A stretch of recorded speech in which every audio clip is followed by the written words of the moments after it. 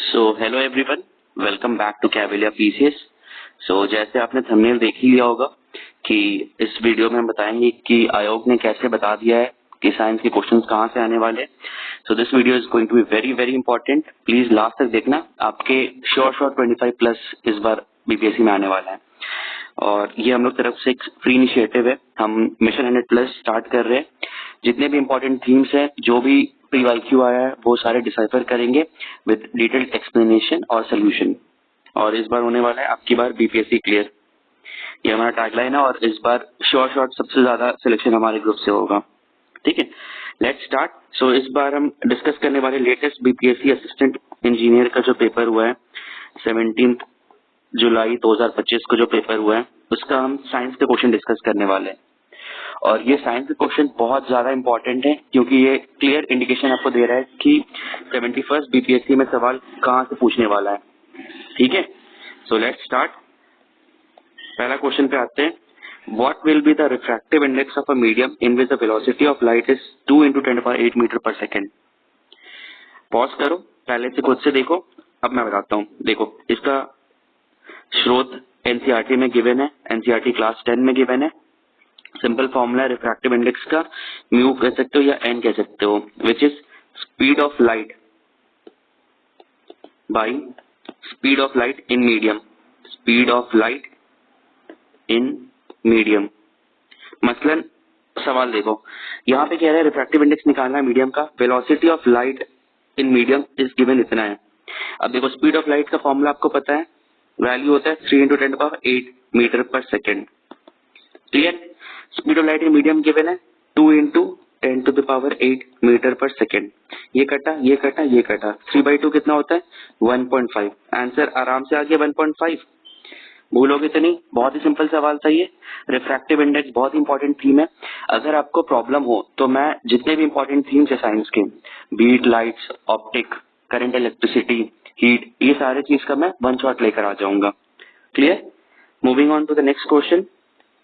Next सवाल है, which of the following phenomena is cause due to phenomenon of scattering of light? ये बहुत ज्यादा इंपॉर्टेंट थीम है गाइस। ये वाला थीम से हर बार बीपीएससी सवाल पूछता है। Scattering of light, total internal reflection, dispersion, atmospheric refraction. अब देखो, इसका सिंपल लॉजिक है, स्कैटरिंग क्यों होता है? पहले बात तो मुझे बताओ, दो चीज मैं पूछ रहा हूँ, एक होता है रेड कलर और एक होता है ब्लू कलर। अब मुझे बताओ, डेंजर सिग्नल आप रेड लेते हो या ब्लू लेते हो? रेड सिग्नल में सारा चीज होता है। आप ट्रैफिक लाइट में देखते हो तो रेड होता है तो मतलब डेंजर होता है ना? रेड से और क्या समझ में आता है? रेड से आप और एग्जांपल ले सकते हो, शादी में जो दुल्हन होती है वो कौन सा कलर का साड़ी पहनती है? ठीक है। Moving on.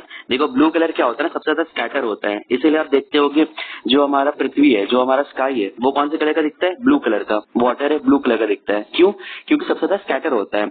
बट रेड जो होता है वो स्कैटर नहीं होता है, वो बहुत ही कंसेंट्रेटेड रहता है, एक जगह बहुत ज्यादा वो ब्राइट दिखता है। अगर आप रेड कलर का शर्ट पहनोगे और ब्लू कलर का शर्ट पहनोगे तो red will be more prominent, है ना?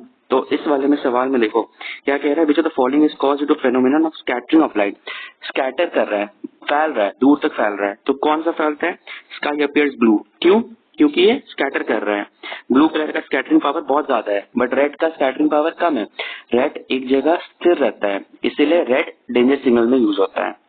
कॉन्सेप्ट एकदम क्लियर? अब यहाँ पे देखो, scattering of light, the interplay of light with objects, the blue color of the sky, the color of water in the deep sea, the reddening of sun at sunrise and sunset are some of the wonderful। अब यहाँ से guys एक सवाल fix है, यहाँ पे आ रहा है। ठीक है, कौन कौन से एग्जाम्पल है? The blue colour of the sky, the colour of water in deep sea, the reddening of sunrise at, ये वाला चीज क्लियर हो गया? अब ये लगा भूलोगे, स्कैटरिंग ऑफ लाइट वाला एकदम क्लियर हो गया। अब देखो, इसी से रिलेटेड और भी एग्जांपल देख लो। यहाँ पे हो गया हमारा ट्विंकलिंग ऑफ स्टार्स। अब ट्विंकलिंग ऑफ स्टार्स का फेनोमेना जो होता है वो होता है एटमॉस्फेरिक रिफ्रैक्शन। अब ये मसलन इससे क्या होता है, देखो आप यहाँ पे आराम से खड़े हो, स्टार गेज कर रहे हो, या यहाँ पे एयर का लेयर्स है। ठीक है, जो यहाँ पे स्टार्स आप देख रहे हो ना, एक्चुअली ये स्टार यहाँ पे ट्विंकल कर चुका था, बट हमारा और स्टार के बीच का जो फासला है ना बहुत ज्यादा है। तो स्टार का जो रोशनी है यहाँ आते आते बेंड होते रहेगा, यहाँ से बेंड होगा, यहाँ से बेंड होगा, यहाँ से बेंड होगा। एक टाइम पे ऐसा आएगा ना, ये जो स्टार है जो यहाँ होना चाहिए वो यहाँ दिखेगा क्योंकि बेंडिंग हो रहा है। This is called atmospheric refraction. ठीक है, तो ट्विंकलिंग ऑफ स्टार जो होता है वो कौन सा फेनोमेना से होता है? डायरेक्ट सवाल आपसे पूछेगा एटमॉस्फेरिक रिफ्रैक्शन। अब पीवाईक्यू खोल के देखो, इससे बथेरे सवाल आ चुके हैं। ट्विंकलिंग ऑफ स्टार्स फेनोमेना क्या है? Atmospheric refraction. तीसरा फेनोमेना होता है फॉर्मेशन ऑफ रेनबो। अब ये बहुत इंपॉर्टेंट है। फॉर्मेशन ऑफ रेनबो से आपका सारा फेनोमेना होता है, be it total internal reflection TIR, be it dispersion and be it refraction. ये तीनों फेनोमेना आपका फॉर्मेशन ऑफ रेनबो को दर्शाता है। ठीक है, अब इससे कुछ भी सवाल आएगा आप कर लोगे।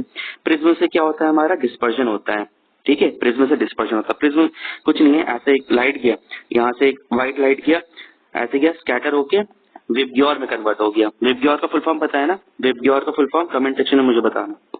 ठीक है, तो इस कॉन्सेप्ट से हम लोग ने पूरा कवर कर लिया लाइट वाला चैप्टर। ठीक है, इसको और डिटेल वे में अगर आप बोलोगे तो मैं वन शॉट लेकर आ जाऊंगा। ठीक है, moving on to the next question. यहाँ पे देखो ट्विंकलिंग ऑफ स्टार्स हमारा कंप्लीट हो गया। नेक्स्ट मूव करते हैं, what is the correct order of frequency among the radio waves, infrared and X-rays. पहले तो मैं बताता हूँ, एक होता है गामा रेज, एक होता है एक्सरेज, मतलब X-rays, ultraviolet rays, visible, infra, microwaves and radio waves. अब देखो यहाँ से यहाँ आप जाओगे ना तो आपका वेवलेंथ इंक्रीज करेगा, वेवलेंथ विल इंक्रीज। वेवलेंथ मतलब ये ज्यादा दूर तक जाएगा। अब आप देखोगे रेडियो वेव्स का जो होता है फ्रीक्वेंसी ज्यादा, वेवलेंथ ज्यादा होता है।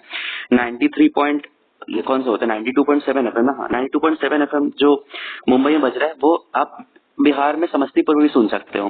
क्यों? रेडियो वेव्स का वेवलेंथ बहुत ज्यादा होता है बट फ्रीक्वेंसी कम होता है।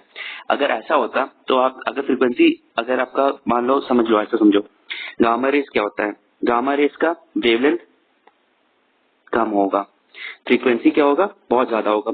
दोनों का देखो इनवर्स रिलेशन चलता है, frequency is inversely proportional to 1 by wavelength.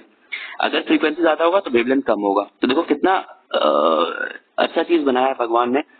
मान लो गामा रेस का एग्जाम्पल आप समझो, एटॉमिक बॉम्ब जो होता है, एटम बॉम्ब होता है जो नागासाकी में फटा था, तो क्या उसका जो गामा रेस था वो जमशेदपुर या फिर वो बिहार में आया था? उसका नहीं, क्योंकि वेवलेंथ बहुत कम है, उसका फ्रीक्वेंसी बहुत ज्यादा है। फ्रीक्वेंसी ज्यादा होने का मतलब क्या है? वो कहीं फटते वैसे दिखता नहीं है, वो जब फटेगा तो गामा रेस निकलेगा जिसके कारण से लोग वहीं पे मर जाते हैं, बॉडी में पेनिट्रेट कर जाता है, एकदम घुस जाता है। फ्रीक्वेंसी ज्यादा होने का मतलब क्या? आपके बॉडी में घुस जाएगा, लंग्स घुस जाएगा, आपके बॉडी को पूरा चीर के निकल जाएगा, पेनिट्रेट कर जाएगा। ये होता है फ्रीक्वेंसी। तो गामा रेस हो गया। दूसरा होता है एक्सरेज। एक्सरेज क्या होता है? अगर किसी को चोट लगता है हाथ में, वो देखने जाता है कि हड्डी टूटा है कि नहीं, तो वो एक्सरे करवाता है। एक्सरे का यूनिट क्या होता है? रोएंटजन। अब ज्यादा अगर रोएंटजन बढ़ गया तो आपका बॉडी को पेनिट्रेट कर जाएगा। कम रोएंटजन वो मेजर करता है कि वहां पे क्रैक है कि नहीं। क्लियर हो गया? सवाल क्या था? Frequency among the radio waves. अब देखो सबसे ज्यादा फ्रीक्वेंसी किसका होगा? एक्सरेज का होगा, इंफ्रारेड का, फिर रेडियो वेव्स का। लेकिन अगर वेवलेंथ रहा तो इनवर्स हो गया। Concept clear? Moving on, next सवाल पे आओ। Compression and rarefactions are the phenomena associated with what? Compression और रेयर फ्रैक्शन क्या होता है? देखो यहाँ पे एनसीईआरटी में गिवन है, जहाँ पे कंसेंट्रेटेड है ना, जहाँ पे एकदम पास पास आ गया है दैट इज कंप्रेशन, और जहाँ पे रिलैक्स्ड है वो हो गया रेयर फ्रैक्शन। देखो स्पीड ऑफ साउंड ऐसे जा रहा है, पैरेलली आपका जो साउंड का वेव्स है और जो आपका प्रोपोगेशन मीडियम है दोनों पैरेलल अगर है तो वो हो गया हमारा लॉन्गिट्यूडनल वेव्स हो गया। ठीक है, और एक होता है ट्रांसवर्स वेव जो परपेंडिकुलर जाता है डायरेक्शन ऑफ प्रोपोगेशन पे, उसको कहते हैं हम लोग ट्रांसवर्स वेव। तो ट्रांसवर्स वेव का एग्जांपल क्या हो गया? Light wave. Transverse wave 90 degree, हमेशा याद रखना, ट्रांसवर्स वेव का मतलब क्या है? 90 डिग्री। एग्जांपल क्या है? Light waves. और साउंड वेव्स क्या होता है? लॉन्गिट्यूडनल। किस पे जाता है वो? Compression and rarefactions. Very important, ये कॉन्सेप्ट से कई बार सवाल पूछा है। तो इसका एग्जांपल क्या होगा? Sound waves. compressions and rare fractions of the phenomena associated with sound waves। Clear है? आप कभी कंफ्यूज नहीं करोगे ये वाला। ये डायग्राम हमेशा याद रखना, जो पास पास आ रहा है वो कंप्रेशन, जो दूर जा रहा है वो रेयर फ्रैक्शन, और दोनों पैरेलल जाएगा। याद रखो पैरेलल और परपेंडिकुलर। पैरेलल कौन सा हुआ? लॉन्गिट्यूडनल। लॉन्गिट्यूडनल कौन सा होता है? Sound wave. 90 डिग्री कौन सा हुआ? Transverse wave. ट्रांसवर्स वेव का एग्जाम्पल क्या हुआ? Light wave. Very very very good. Moving on, next सवाल पे आओ। विच of the following pair represents isotopes? अब ये बोला क्या है? आइसोटोप्स। देखो पहले तो आइसोटोप से पहले जानने से पहले ये बताओ, ये एक एलिमेंट एक्स, ऊपर है ये है ऊपर जेड, ठीक है। अब मेरे को बताओ ये ए क्या कंप्राइज करता है, जेड क्या कंप्राइज करता है। जो ए होता है, व्हाट इज ए, ए होता है हमारा मास नंबर, जेड होता है हमारा एटॉमिक नंबर, ठीक है। एटॉमिक नंबर कंप्राइज करता है नंबर ऑफ प्रोटॉन्स, और मास नंबर है वो होता है number of protons plus number of neutrons, ये न्यूक्लियॉन्स होता है, ठीक है। Number of protons plus number of neutrons is equal to nucleons, ये अंदर होता है हमारे सेल न्यूक्लियस में होता है, ठीक है। अब देखो आइसोटोप्स क्या होता है ना, आइसोटोप्स में होता है हमारा एटॉमिक नंबर, एटॉमिक नंबर होता है सेम, और जो हमारा मास नंबर होता है वो होता है डिफरेंट। ये बहुत बहुत बहुत इंपॉर्टेंट टॉपिक है, इसको ध्यान से पढ़ना, इसको रट लेना, जहां भी लिखते हो आइसोटोप्स आएगा, आइसो बार आएगा, आइसोटोन्स आएगा, इस पे मैं एक लेक्चर ले आऊंगा, ठीक है। तो अभी फिलहाल देख लो आइसोटोप्स क्या होता है, एटॉमिक नंबर होता है इसका सेम, मास नंबर होता है इसका डिफरेंट। वेरी गुड, क्लियर हो गया। Atomic number same, mass number different. Atomic number मैंने क्या बताया है, एटॉमिक नंबर नीचे होता है जेड, वो क्या होगा सेम। अब देखो सेम कहाँ कहाँ मेरे को दिख रहा है, यहाँ सेम दिख रहा है, यहाँ सेम दिख रहा है, और मास नंबर होना चाहिए डिफरेंट। मास नंबर ऊपर है 12 13 12 13 40 40 17 17, आंसर क्लियर है। आइसोटोप्स क्या होता है, atomic number same, mass number different, mass number यहाँ पे डिफरेंट हो गया, एटॉमिक नंबर सेम होना चाहिए। आइसोटोप्स क्लियर हो गया। यहाँ पे देखो आइसोटोप्स का एग्जांपल यहाँ पे क्लियर हो गया, ये देखो C12 14, C14 6, क्लोरीन का 35 17 37 17। आप कमेंट सेक्शन में मुझे बताना आइसोबार का फॉर्मूला क्या होता है, आइसोबार का ट्रिक आपने क्या रखता है, या आइसोटोन्स का भी बताना, ठीक है। ये दोनों कमेंट सेक्शन में मुझे बताना। Moving on to the next question, which of the following statement about diamond is incorrect. Incorrect वाला अच्छे से पढ़ना है, मैंने वो स्ट्रेटेजी वीडियो में मैंने बताया था कि बीपीएससी क्या करता है, इनकरेक्ट वाले को बोल्ड नहीं करता है, ठीक है। सवाल पे आओ, it has the same crystal structure. देखो 4 ऑप्शन है, ये सवाल 67 री एग्जाम में पूछा था, 68 बीपीएससी में पूछा था ये सवाल, ठीक है। अब ये रिपीटेड थीम है, इस पे देखो सिंपल क्या होता है, 2 एलोट्रोप्स होता है कार्बन का, एक होता है डायमंड होता है, एक होता है ग्राफाइट होता है। देखो ग्राफाइट डायमंड में क्या होता है ना, डायमंड में जो कार्बन एटम है, ये कार्बन एटम है, वो 4 तरफ से कनेक्टेड है कार्बन एटम से, और ये बनाता है 3 डायमेंशनल स्ट्रक्चर बनाता है। जबकि ग्राफाइट में क्या होता है ना, जो कार्बन एटम है, यहाँ देखो कार्बन एटम है 1 2 3 से कनेक्टेड है, और ये बनाता है हेक्सागोनल एरे। देखो ये वाला पार्ट लिखा ना, ये बनाता है हेक्सागोनल एरे। ग्राफाइट स्ट्रक्चर आप फॉर्म हेक्सागोनल एरे। ये देखो ये सवाल बहुत ही प्रोबेबल सवाल है, डायरेक्ट पूछेगा। ग्राफाइट क्या बनाता है, हेक्सागोनल एरे, और डायमंड बनाता है, लिखा हो गई ये देखो 3 dimensional structure, 3D structure. Direct सवाल पूछेगा, डायमंड क्या बनाता है 3D स्ट्रक्चर, ग्राफाइट क्या बनाता है हेक्सागोनल एरे। क्लियर हो गया। सवाल क्या पूछ रहा है, मुझे तो following statement about is incorrect. Hardest natural substance है डायमंड, बिल्कुल पता है भाई, इसको मारोगे किसी को तो वो मर जाएगा, और सिंथेसाइज भी कर सकते हैं डायमंड को। अगर कार्बन को आप हाई प्रेशर हाई टेम्परेचर में दोगे तो वो डायमंड में कन्वर्ट हो जाएगा, और सेम जो सिंथेसाइज डायमंड होता है सेम डायमंड की तरह लगेगा। तो सेम आपके लाइफ में भी अगर प्रेशर आ रहा है, हाई प्रेशर आ रहा है, हाई टेम्परेचर आ रहा है, तो आपको वो डायमंड बनाना चाह रहा है, आप कार्बन हो अभी, आप डायमंड कब बनोगे, जब आपके ऊपर हाई प्रेशर आएगा। आपके पास प्रेशर बहुत ज्यादा है, तो आप टेंशन मत लो, आप प्रेशर जितना आप लोगे उतना आप डायमंड निकलोगे, ठीक है। इसमें देखो it is made of carbon atoms, बिल्कुल सही है भाई, डायमंड है कार्बन एटम से ही बनेगा। It is a bad conductor of electricity. Diamond और ग्राफाइट के बीच में डिफरेंस यही है, ग्राफाइट जो होता है वो गुड कंडक्टर ऑफ इलेक्ट्रिसिटी होता है, और डायमंड जो होता है वो बैड कंडक्टर ऑफ इलेक्ट्रिसिटी होता है। क्लियर है। It has the same crystal structure as graphite. नहीं भाई, हम लोग यहाँ पे देख लिए थे, डायमंड का कौन सा होता है 3 डायमेंशनल, ग्राफाइट का कितना होता है हेक्सागोनल। हमेशा हमेशा याद रहेगा ये चीज, वेरी गुड। तो इसका आंसर हो गया A. Moving on to the next question, which of the following is not a thermoplastic. Thermoplastic पहले तो जानो, 2 चीज होता है, एक थर्मोप्लास्टिक होता है और एक होता है थर्मोसेटिंग प्लास्टिक। थर्मोप्लास्टिक बेसिकली हमारा सारा चीज हो गया प्लास्टिक, जो प्लास्टिक चेयर होता है या फिर टॉयज होता है जो डिफॉर्म हो सकता है। यहाँ पे देखो लिखा है such plastic which gets deform easily on heating and can be bent easily. अब आप देखो, आप बचपन में आप यूज करते होगे ना वो क्रिकेट बैट जो प्लास्टिक वाला आता था, तो उसको क्या आप मोल्ड कर सकते हो ना, बैटिंग रन नहीं बना पाते हो तो बचपन में उसे हमें मार देते थे या फिर उसको डिफॉर्म कर देते थे, तो वो इजीली हो जाता था थर्मोप्लास्टिक। एक होता है थर्मोसेटिंग प्लास्टिक। आप आपके घर में टाइल्स लगा होगा, वो एक बार सेट हो गया उसके बाद वो नहीं हटा सकते हो आप उसको, वो परमानेंट हो गया, उसको कहते हैं थर्मोसेटिंग प्लास्टिक। इसका दो एग्जांपल होता है, बेकलाइट और मेलामिन।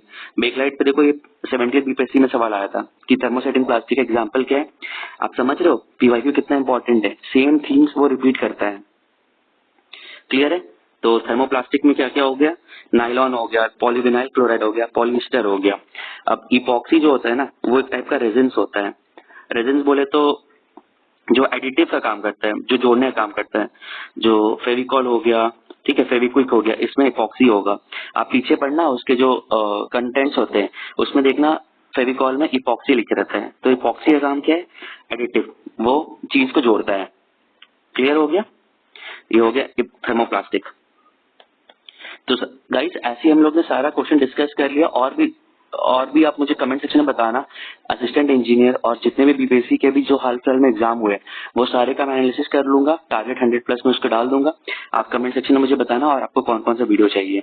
इसके अलावा हमारे यूट्यूब चैनल में ये वाला बीपीएससी का वीडियो है, paper analysis, real time analysis जो मैंने निकाला था इस बार, पार्ट 2 भी है, पार्ट 3 आने वाला है। और इस बार और एक और चीज, जो बहुत सारे लोग हैं जिनका रेंज 65 से 85 में रुका हुआ है, वो 100+ कैसे लाएंगे, बहुत ही बढ़िया स्ट्रैटेजी है गाइस, उसको अच्छे से देखना। आपका प्रीलिम्स इस बार कभी नहीं रुकने वाला है, ठीक है।